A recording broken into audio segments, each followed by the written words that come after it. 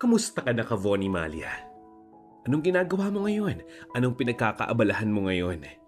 Anong oras niyo po pinapakinggan ang ating istorya ngayong araw na ito? Nasaan man kayong lupalop ng mundo, hangad ko ang kaayusan po ninyo. Ngayong araw na ito, Kavoni Malia, meron po akong ilalahad sa inyong panibagong istorya. Ang istoryang ito ay tungkol sa buhay ng isang dalaga. Ang babaeng si Abigail Jane o Abby kung tawagin ng kanyang mga kaibigan. Si Abby ay ang pangalawang anak ng mag-asawang Rosalia at Diego. Matanda na ang kanyang mga magulang. E di ba nga, dalawa silang magkapatid. Masaya ang kanilang pamilya kahit na mahirap lamang sila. Kaya lang, tinamaan ng isang napakalubhang karamdaman ang kanyang ate. Kaya sa murang edad, namatay nga ito.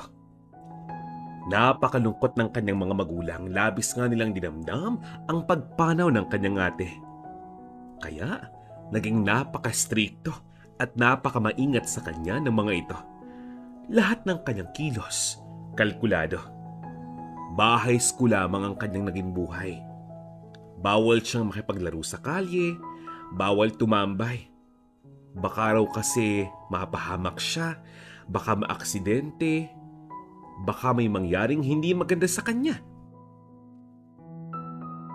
Alam niyo ba, Kavoni Malia, kahit hanggang high school, ganito ang patakaran ng mga magulang nitong si Abby. At wala siyang magagawa kundi sumunod na nga lamang. Dahil alam niya na mahalang talaga siya ng kanyang mga magulang. Hanggang hindi maiiwasang nailang na nga rito kay Abby ang mga tao sa kanyang paligid. Ngayon, si Abby, kahit dalaga na, ang dami niyang kinakatakutan. Takot siyang makipagkapwa-tao, takot siyang sumubok ng mga bagay-bagay. Ito ang naging dahilan kung bakit parang imbis na mas maging ligtas, mas lalo siyang kinapitan ng kaba at takot. Itong si Abby ay meron namang mga kaibigan. Kaya lang, dahil nga napakaraming ipinagbabawal ng kanyang mga magulang, hindi siya makasama tuwing nais mamasyal ng kanyang mga kaibigang ito. Tuwing may party, ang aga niyang umuwi. Hindi niya halos ma-enjoy mga bagay-bagay. Yung buhay ng mga dalaga, hindi niya magawa. Walang girl talk, walang party. Well, maganda nga naman yung hangarin ng kanyang mga magulang pero hindi nga kaya sobra na ito? Tila ba wala na nga siyang kalayaang magpasya para sa kanyang sarili. Pero tulad ng sinasabi ko sa inyo, labis ang paggalang ni Abby sa kanyang mga magulang. Matanda na ang mga ito pero ngayon, napakasipag pa rin ang kanyang ama. Kahit na merong iniinda, naghahanap buhay pa rin. Ito ay para sa kanilang pamilya. Ganon din ang kanyang ina, kaya bilang isang anak, ang tanging magagawa niya ay sumunod na nga lamang. Kahit na ang payo sa kanya ng ilang mga kamag-anak ay itigil na mga bagay na ito. Huwag naman daw lahat ng sinasabi ng kanyang ama't ina ay kailangang sundin. Meron din dapat siyang kalayaan. Ano man ang sabihin ng mga kapitbahay, kakilala at malayong kamag-anak, hindi pinapakinggan ni Abby. Dahil para sa kanya, kung ano ang sabihin ng kanyang ama't ina, yon ang tama, yon ang dapat.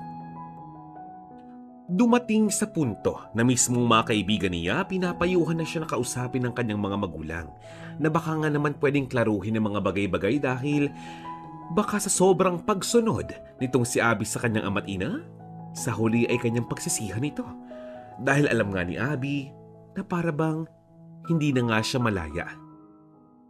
Kaya lang, wala siyang magawa. Ang sabi nga ng isa niyang kaibigan, "Grabe naman, Abby. Anong ginagawa mo dyan sa inyo? Araw-araw kang ganyan? Masaya ka ba sa ginagawa mo? Don't tell me 20 years ka nang ganyan. Abby, maawa ka naman sa sarili mo. Baka mamaya sa huli, hindi mo napapansin Mahirap na para sa'yo maging maligaya at masaya. Hindi ka ba nasasakal sa ginagawa ng mga magulang mo? Ang sabi pa nung isa, "Hoy, don't get me wrong ha, pero paano pag wala na yung mga magulang mo? E di parang sobrang kawawa ka naman dahil parang mawawalan ka ng direksyon sa buhay mo. Alam mo, Abby, you have to live your life. Maikli lang ang buhay." Sa mga ganitong klase ng usapan, hindi ba iwasang makaramdam ng kalungkutan si Abby? Ang tanong niya sa kanyang sarili, bakit ganon? Ginagawa ko lamang kung ano ang tama. Sinusunod ko ang aking mga magulang. Pero bakit ganon? Bakit parang pakiramdam niya may mali? Ngayon, si Abby ay 22 years old na, pero hanggang sa ngayon, wala pa rin siyang experience na makagala, makapag-outing o makapaggalaman lamang kasama ang mga kaibigan niya, ang kanyang mga close friends. Ni hindi niya nga na-experience maligawan o magkaroon man lamang ng crush. Nakafocus nga lamang siya sa pag-aaral at sa pagsunod sa utos ng kanyang mga magulang. Pero alam niyo ba? Pinanghihinayangan nga ito ng kanyang mga kaibigan dahil si Abby ay isang magandang dalaga. Napakarami ng lalaking nawihag ng kanyang mga ngiti at tawa. Napakaraming binata ang nais ligawan ang babaeng ito. Pero dahil bawal nga, wala silang magagawa. Si Abby hindi handang talikuran ang utos ng kanyang mga magulang para lamang sa mga taong minsan lamang niyang nakilala. Bawal na bawal siyang ligawan. Magagalit ang kanyang mga magulang, lalo na ang kanyang ama. Madalas nga siyang pinapayuhan at pinagsasabihan ng kanyang ina na umiwas sa mga lalaki. Dumating sa punto na mismong ang mga ninong at ninang na nitong si Abby ang kumausap sa kanyang mga magulang. Ang sabi nga nung isa, "Hoy, insan, hindi naman sa pinapakialaman ko kayo pero paano?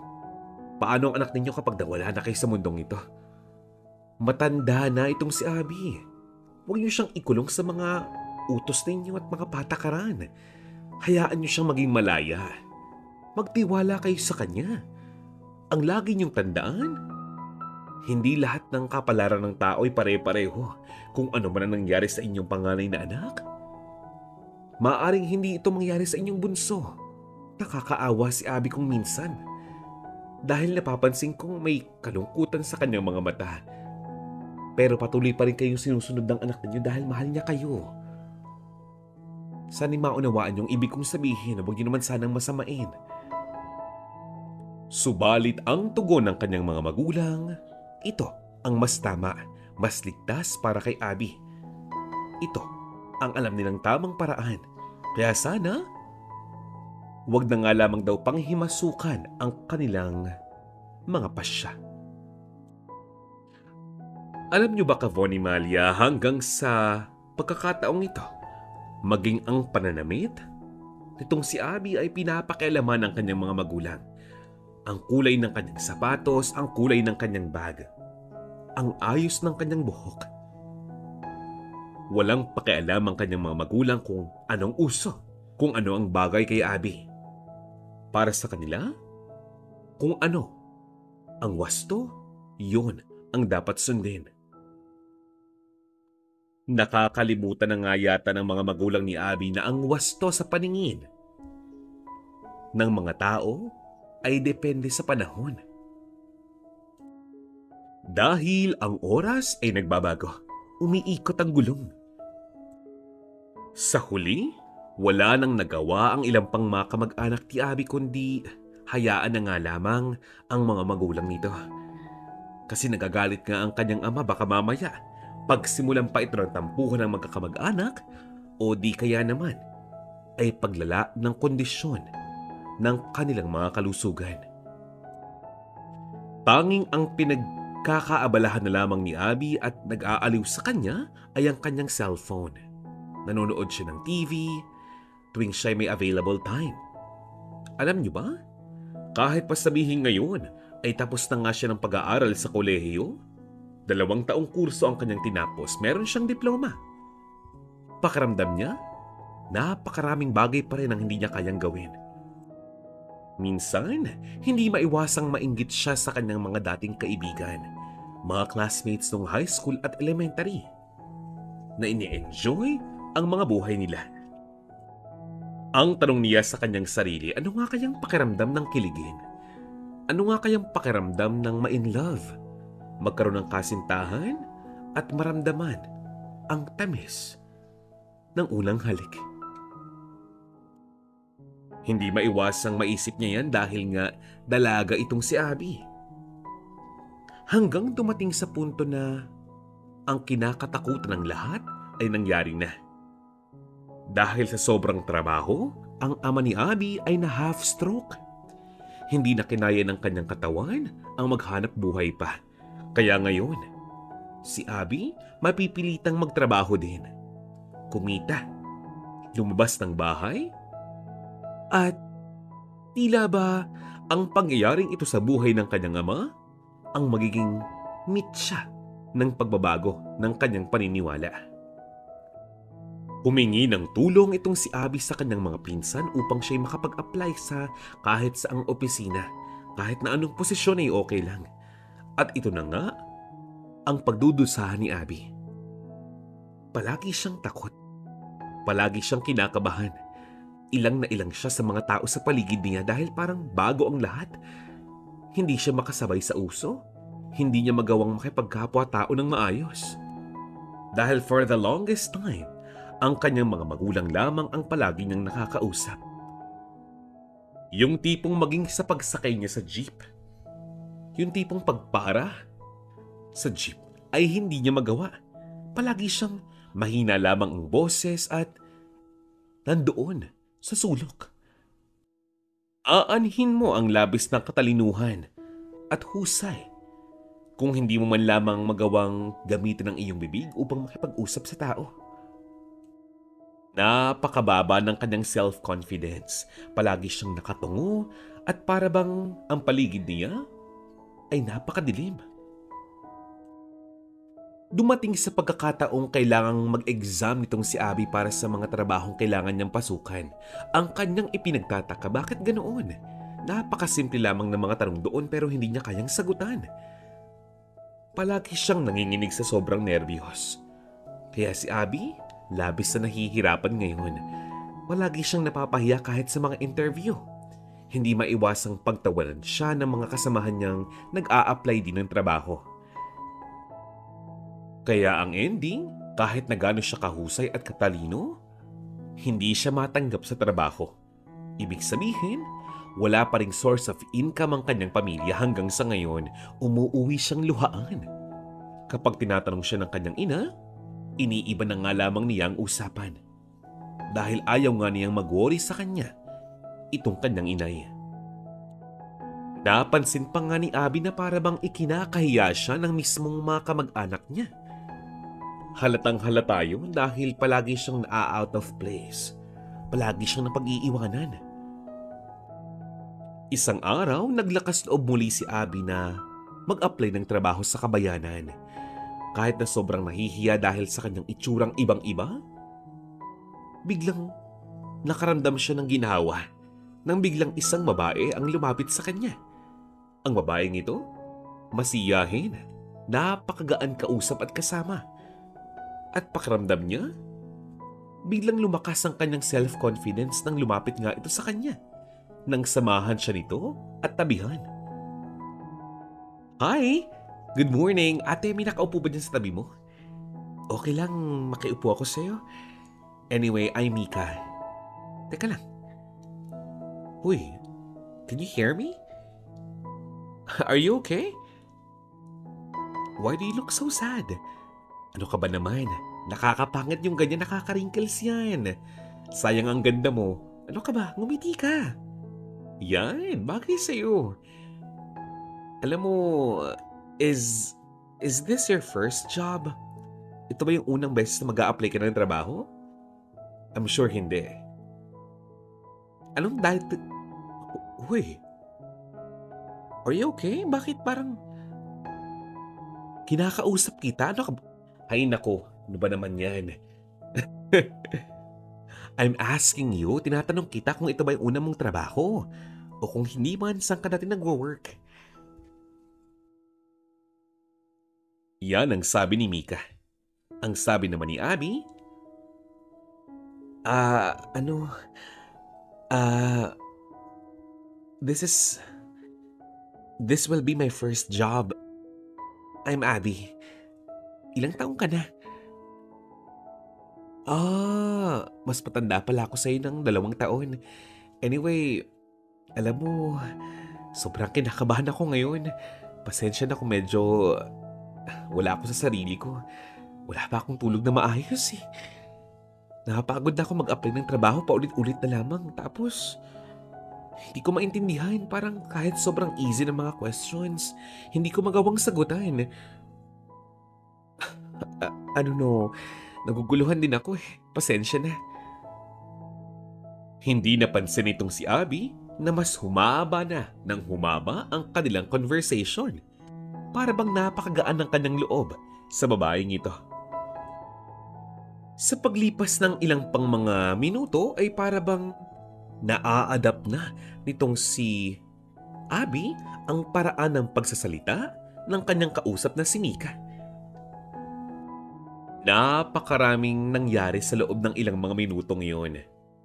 Nag-share sila ng cellphone number at ng contact sa Facebook. Natawa na nga lamang itong si Abby dahil ito ang kauna-unahang pagkakataong mangyayari ito. Isang babae na hindi naman niya talagang kakilala o kaibigan ang palaging nagme-message sa kanyang messenger. Tinatagtad siya ng napakaraming memes at mga videos.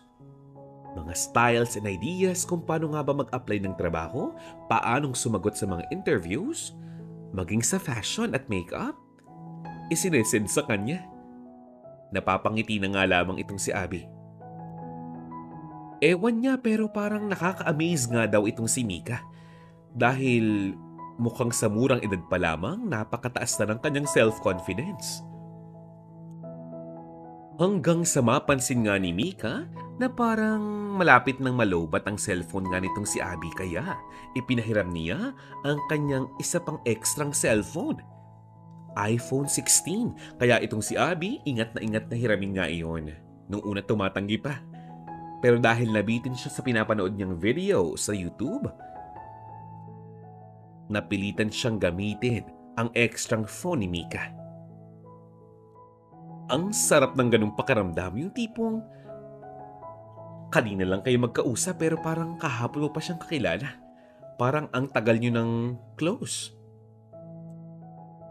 Palapit ng palapit ang turn nitong si Abby na ma-interview. Mas lalo siyang kinakabog. Mas lalo siyang ninenervyos at kinakabahan.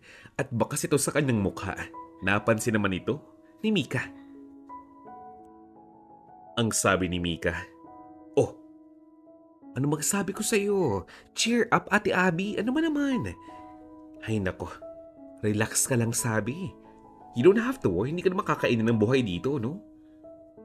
Ay nako ate, paiyak ka na naman. Umayos ka nga. I told you hindi ba magmula ngayon magkaibigan na tayong dalawa. You should relax. Live your life. Huwag mong hayaang balutin ka ng takot, tsaka ng kaba. Ganito lang yan Just do your best. Sa application na to, sa interview mo, matanggap ka man o hindi, just do your best. It's either you win or you learn. Huh? Ipinagpatuloy nitong si Abby ang paggamit sa phone nitong si Mika. At habang nanonood nga siya ng video, may napansin siya. Parang nakita niya na ang mukha ng babae sa video na yon. Ang inspirational video na iyon. Parang nakita niya si Mika sa video na yon. Sinubukan niyang i-pause ang video at pinakita kay Mika. At ang sabi nga ni Mika, hindi siya nagkakamali. Ang babae sa video ngayon ay siya mismo. Actually, Assistant siya ng kanyang mommy kapag gumagawa nga ito ng inspirational videos online. Sabi nga nitong si Mika, nakaka-inspire ang bawat video ng kanyang mother. Alam niyo ba? Nagagawa nga niyang makatulong sa mga taong sobrang kinakain ng nerbiyos at kaba. Malaking tulong ang mga videong ito sa mga taong talagang nangangailangan. Lahat daw ng tips and advice ibinibigay ng kanyang ina. Kahit patungkol sa pera yan, sa pag-apply ng trabaho, sa negosyo man o love life. Nitong si Abby, kaya naman pala. Kaya naman pala napakalakas ng confidence nitong si Mika. Ilang oras pa ang lumipas, na-interview na itong si Abby. Lumabas siya ng pintuan at para bang nasakluban ng langit lupa ang kanyang mukha. Bakas ang lungkot sa kanyang mga mata. Nais siyang kausapin itong si Mika pero ayaw niyang makipag-usap. Malamang, ligwak na naman itong si Abby. Habang kinakausap ni Mika itong si Abby, hindi nga nila alam may nakamonitor pala sa kanila dun sa may CCTV. Sino? Ang mami ni Mika. Dinig pati ang audio ng kanilang usapan. Ang sabi ni Olivia, ang mami ni Mika, nag-apply ba ang babaeng yan sa HR natin? Ang sabi naman ng kanyang assistant na isa pa, opo ma'am, kaya lang reject po siya eh. Kasi hindi niya po na-meet yung mga qualifications na hinahanap natin. Pero ma'am, ang tataas ng kanyang mga grades at ang dami niyang award ng college. Impressive ha? Kaya lang, medyo mahina po talaga ang kanyang self-confidence. At makakaapekto po ito sa kanyang tinatakbuhang trabaho. If ever na makapasok man siya, baka hindi rin siya magtagal kapag ganoon. Nakita ko siya habang nag-e-exam, sobrang nanginginig ang kanyang mga kamay, maging ang kanyang mga balikat. At hindi naman sa nagiging judgmental ako, ma'am, pero look at her. Yung ganyang way of thinking, way of actions, maging yung sense of fashion niya, I'm not even sure kung sapat yung talino at tunong sa trabaho kanyang pinapasukan. I wanna give her a chance pero ma'am, hindi talaga pwede. Sabi ni Olivia, kawawa naman ang babaeng yan. I wanna give her a chance. Sige ganito. Ipatawag mo si Mika. Sabihin mo sa kanya isama ang kanyang bagong kaibigan sa aking opisina. Okay? Ewan ko pero nararamdaman ko na mahusay ang babaeng yan. She just needs some opportunity to use para maka-climb up. Sige na, ipatawag mo na sila. Ako nang bahala dyan. Okay? Ikaw nang bahala dito ha. Naniniwala ako na yung ganyang klase ng tao dapat tinutulungan. Sayang naman yung kanyang galing. Hindi ba? Time will come, baka maging pambato pa siya ng ating dibisyon, ng ating departamento. Hindi ba? Sige na, tawagin mo na. Ibig sabihin, all this time, Kavoni Malia, ito palang si Mika ay hindi naroon sa opisinang iyon para mag-apply ng trabaho. Nandoon siya dahil hinihintay niya lang talaga na mag-out ang kanyang ina. Maya-maya pa, habang kausap ni Mika itong si Abby, biglang lumapit yung guard. Bagay na ipinagtaka naman ni Abby. May sinabi yung guard kay Mika. Ang sabi ni Mika, sabi ko na sa iyo, Ate Abby. Ako nang bahala sa iyo. Tara na. Tara na? Anong saan? Kay Mami, ako nang bahala sa iyo. Di ba sabi ko nga sa iyo? Pangako ko sa iyo, hindi kita iiwan. Mabait yung mami ko, no? Maniwala ka sa akin. Mukha lang stricta yun, pero hindi yan.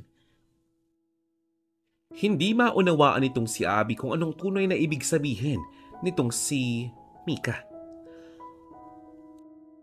Nang medyo malayo na nga sila sa karamihan, kinausap nung guard si Abby at sinabing, "You don't have to worry, ma'am. Relax ka lang."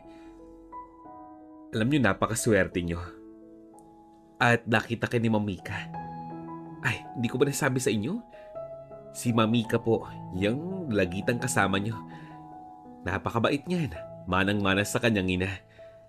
You don't have to worry kaya sumama ka na lang sa kanya. You can trust her. Anak siya ng may-ari ng kumpanyang ito.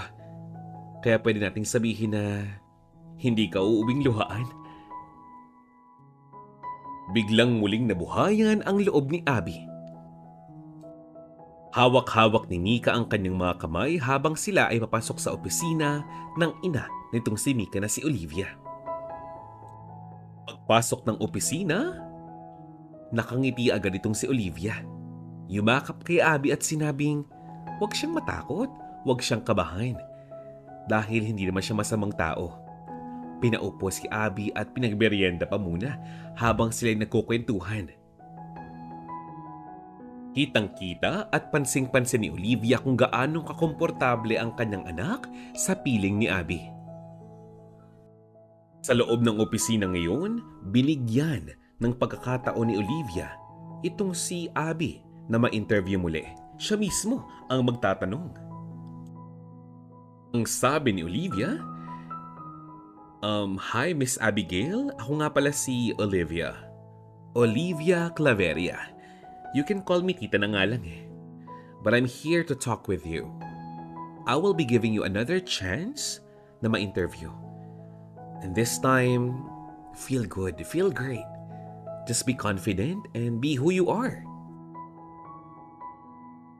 Nagsimula yung mismong interview, kinausap muli ni Olivia itong si Abby at tila ba naglahad siya ng isang inspirational story. Ang sabi niya nga, Olivia, nakikita mo ba yung mga kotse sa labas? Oo, yan. Yung pula at saka yung dilaw? Sa akin yan at sa anak ko. Yung kulay itim na malaki sa asawa ko yan. Lots of people say na madali tayong makilala ng mga tao dahil sa mga achievements natin, sa mga naabot natin. Tropeo, awards, certifications, recognitions. Pero ako, naniniwala ako na people don't need to just know you. If you're really proud, people should really acknowledge you. Yung mga nagawa mo sa buhay mo at alamin yung totoong pinanggalingan mo. Kasi minsan, sa dami ng achievements mo, nakakalimutan na nga ng mga tao yung mga talagang pinagpaguran mo, pinagpuyatan mo. Yung nakaraan mo, which is napakahalaga. Alam mo ba? Alam mo bang nagmula ako sa isang napakahirap na pamilya? Nanggaling ako sa squatters area. Ang mga magulang ko'y namumulot lamang ng basura noon. Hanggang ngayon naaalala ko pa kung paano kami maghati sa mga instant noodles. Alam mo, mahal na mahal ko ang mga magulang ko. Dahil sa kabila ng kahirapan, pinagtapos nila ako ng pag-aaral. Kahit na sobrang hirap ng buhay, kahit na minsan napapabayaan na nga nilang mga sarili nga nila, ako pa rin yung iniisip nila. At yun ang ginawa kong inspirasyon para mabuhay, Abby. Ginawa ko yung inspirasyon upang mas magsumikap sa buhay. Hindi ako nahihiyang sabihin sa mga tao ang pinagmulan ko. Kasi bakit naman? Bakit ako mahihiya, hindi ba? Makita nga kita sa CCTV. At nalaman ko naging resulta ng interview mo, sabi ko, you deserve some opportunity. Kasi parang nakikita ko yung sarili ko sa'yo.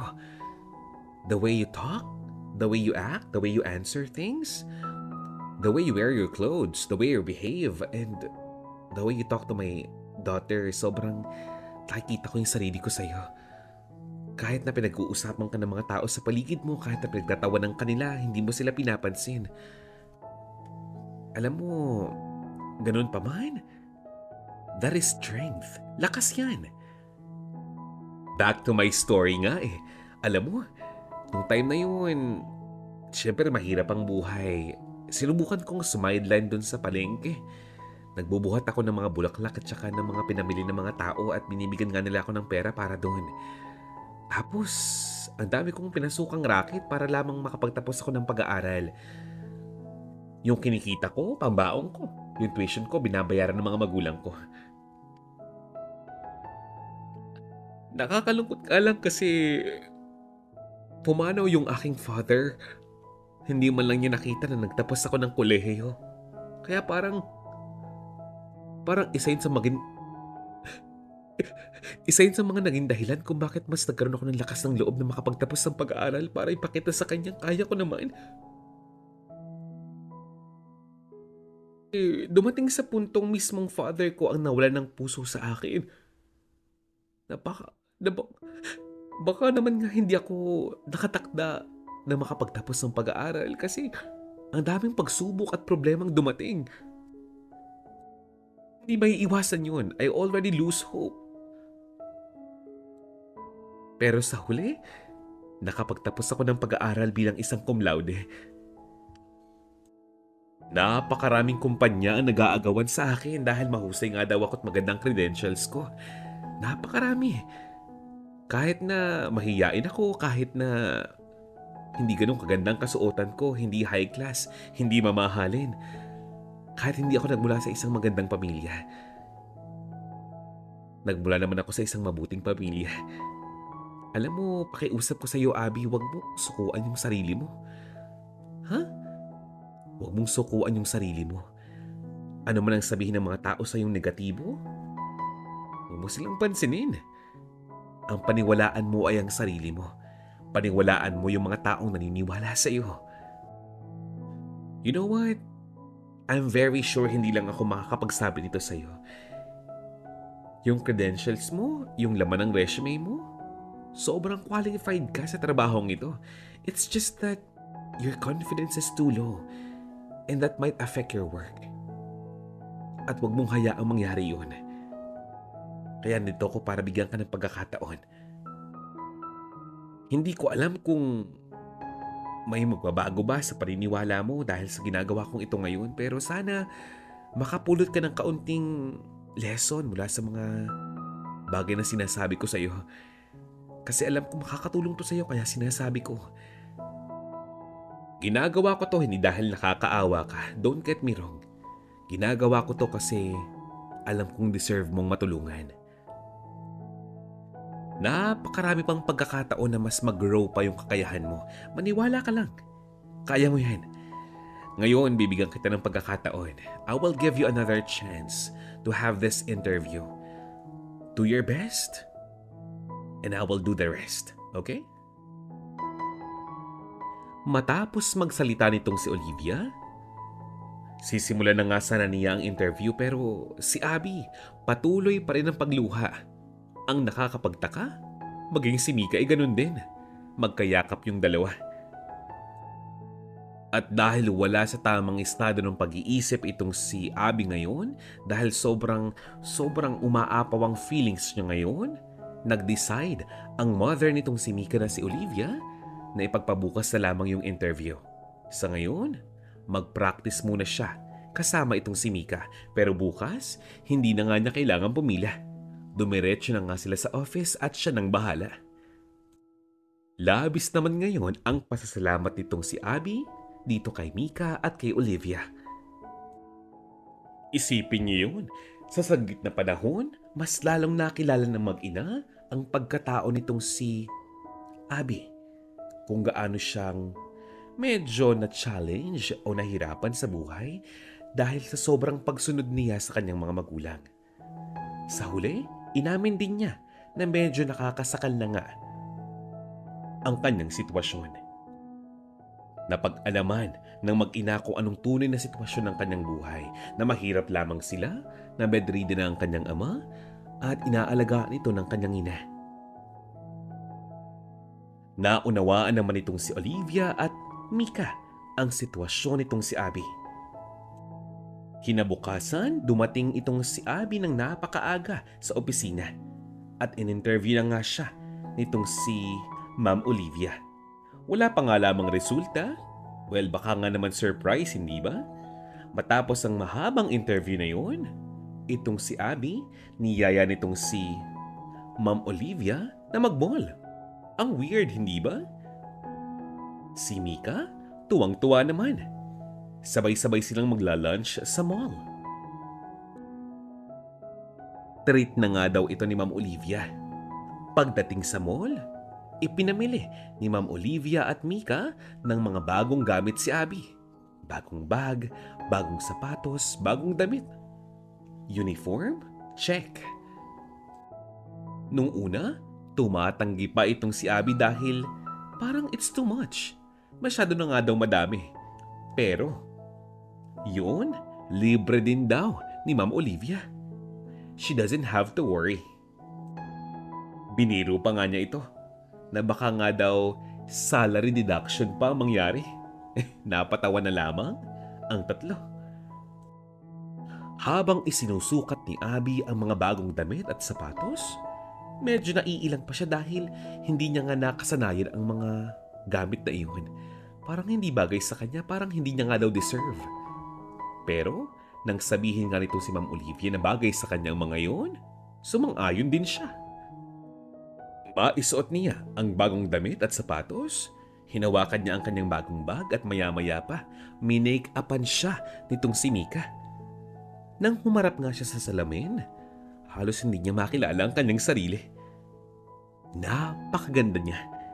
Napakaganda. Mas lumitaw ang kanyang kagandahan noon nang siya'y ngumiti. Mas lalong naging matalik na magkaibigan ngayon itong si Abby at Mika. After shopping, nag-lunch silang magkakasama at inihatid pa ni Ma'am Olivia gamit ang kanyang mamahaling kotse itong si Abby.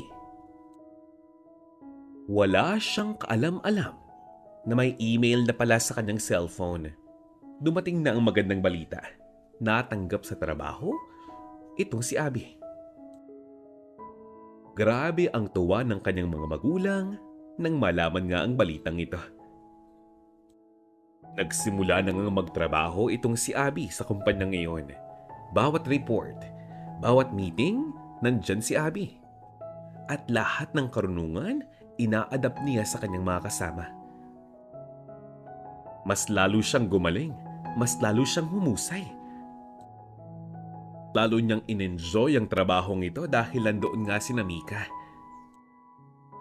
Mas lalo pang natuwa ang kanyang mga magulang nang dumating na ang kanyang unang sahod.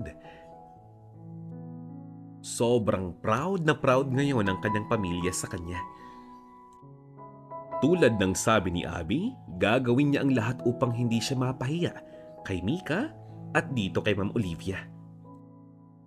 Sa mga pangyayaring ito, hindi na iwasang makaramdam ng kaunting kalungkutan ang kanyang mga magulang dahil para sa kanila, kung sana ay hindi sila naging sobrang higpit, kung sana ay nagtiwala sila kay Abby, edi sana hindi ganito.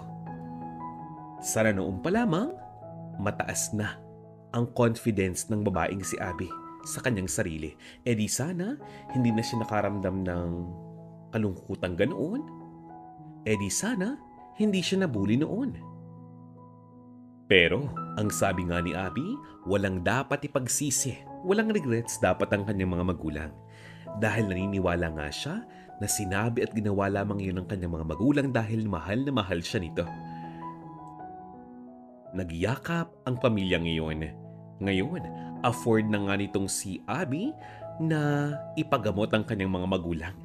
Ipa-check up ang mga ito buwan-buwan. Handa siyang mag-effort muli para sa kanyang pamilya. Kasi bakit hindi? Kaya naman, ang blessing sa kanya ay umaapaw talaga. Taon pa ang dumaan.